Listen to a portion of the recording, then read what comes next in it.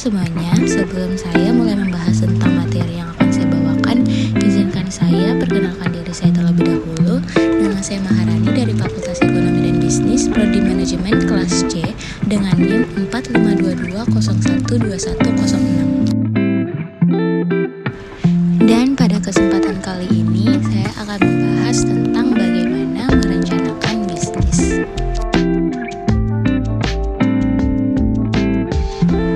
Tahap awal dalam merencanakan bisnis. Yang pertama yaitu tentukan visimu. Tentu saja, ketika kita memulai bisnis, kita harus memiliki tujuan yang jelas dan rinci. Kedua, tentukan tujuan dan sasaran bisnismu. Jangan pernah berpikir kalau tujuanmu harus kecil untuk mengakomodasi kebatasan kamu. Berpikir lebih luas serta tentukan tujuanmu dalam waktu terdekat yang harus kamu capai setidaknya dalam 12 bulan yang termasuk dalam jangka pendek. Serta pertimbangkan sasaran seperti berapa outlet yang kamu inginkan, berapa pelanggan yang ingin kamu miliki sesuai database, serta target yang kamu harus capai dengan pendapatan yang bagus sehingga membuat masa depan bisnismu lebih aman. Yang ketiga, tentukan cara unik untuk melakukan pemasaran. Seperti bagaimana jika caramu memasarkan berbeda dengan pesaing lainnya. Kemampuan pemasaran yang unik akan lebih menarik dan lebih berpotensi dikunjungi pelanggan. Yang keempat, kenali pasarmu. Kadang, sering terjadi ketika kamu memiliki ide yang berlian, tetapi sudah ada orang lain yang memiliki bisnis yang serupa. Bagaimana agar kita lebih unggul, yaitu temukan beberapa pesaing, bagaimana pelayanan mereka, serta apa yang sedang tren atau viral dalam industri yang sedang dijalankan.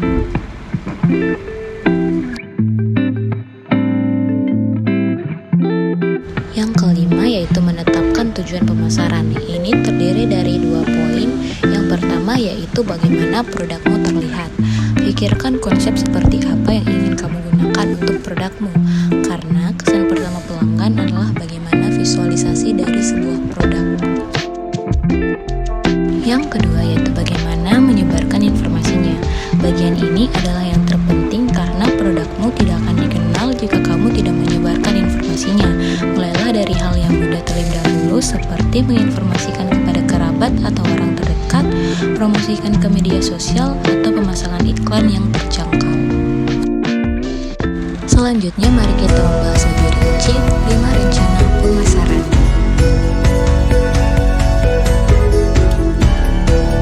Seperti yang kita ketahui, rencana pemasaran difokuskan pada target pasar di samping karakteristik produk, penentuan harga distribusi, dan promosi.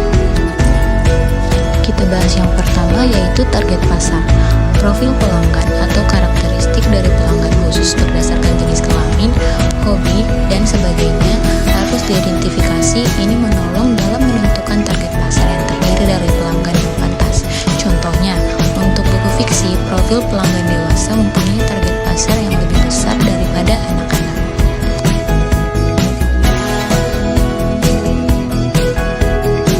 Kedua, karakteristik produk.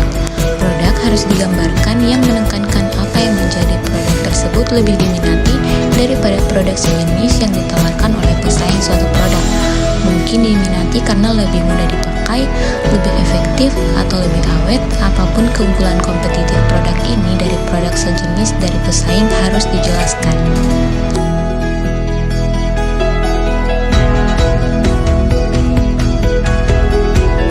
Ketiga, distribusi.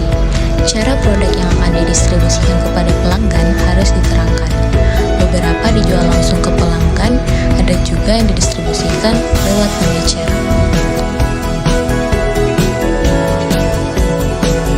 Keempat, penentuan harga. Penawaran harga yang diusulkan dari produk harus ditentukan harga produk serupa. Yang dijual pesaing harus pula disebutkan. Harga akan mempengaruhi permintaan untuk produk. Promosi. Cara produk dipromosikan harus pula dijelaskan. Strategi promosi harus konsisten dengan profil pelanggan. Misalnya, produk untuk menarik para pelajar harus diiklankan melalui koran kampus. Selanjutnya kita beralih ke materi yang lainnya. Pemegang kepentingan utama dalam bisnis. Ini adalah 5 contoh dari pemegang kepentingan utama dalam bisnis. Yang pertama tentu saja pemilik. Pemilik atau yang biasa disebut owner ini lebih fokus pada pemilik perusahaan yang dapat berupa perorangan atau kelompok. Intinya, owner adalah pendiri yang memiliki saham di perusahaan. Yang kedua yaitu karyawan. Karyawan adalah sumber daya yang penting dalam berbisnis karena memiliki akal, bakat, tenaga, keinginan, pengetahuan, perasaan untuk mencapai visi dan misi perusahaan. Yang ketiga yaitu kreditor. Kreditor adalah pihak atau perorangan, organisasi, perusahaan, atau pemerintah yang memiliki satu atau lebih tagihan kepada pihak kedua atas properti atau layanan jasa yang telah diberikannya dalam bentuk kontrak atau perjanjian di mana diperjanjikan bahwa pihak kedua akan mengembalikan properti yang nilainya sama.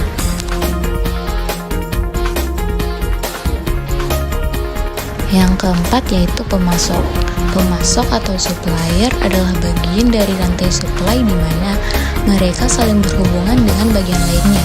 Bisa dibilang mereka adalah bagian awal dari rantai supply karena mereka memasok barang yang akan dibisniskan. Kelima adalah pelanggan.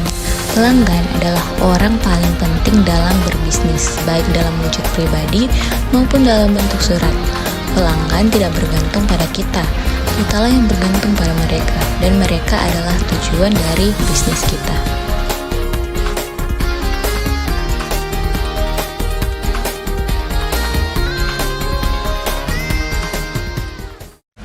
Selanjutnya kita akan membahas 3 poin penting yaitu menciptakan ide bisnis, pengaruh teknologi dalam menciptakan bisnis, serta fungsi utama bisnis. Menciptakan ide bisnis. Orang akan berniat menciptakan bisnis hanya apabila mereka mengharapkan imbalan untuk usahanya. Imbalan ini memiliki perusahaan yang berbagai bentuk.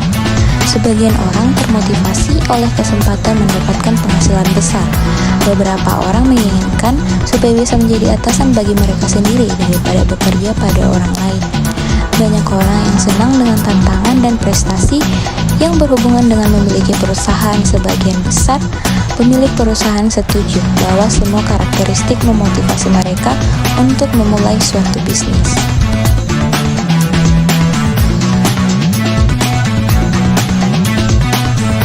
Selanjutnya, pengaruh teknologi dalam menciptakan bisnis. Teknologi telah memberikan kontribusi dalam keberhasilan banyak bisnis dalam tahun terakhir ini. Teknologi dapat didefinisikan sebagai pengetahuan atau alat yang digunakan untuk menghasilkan barang dan jasa.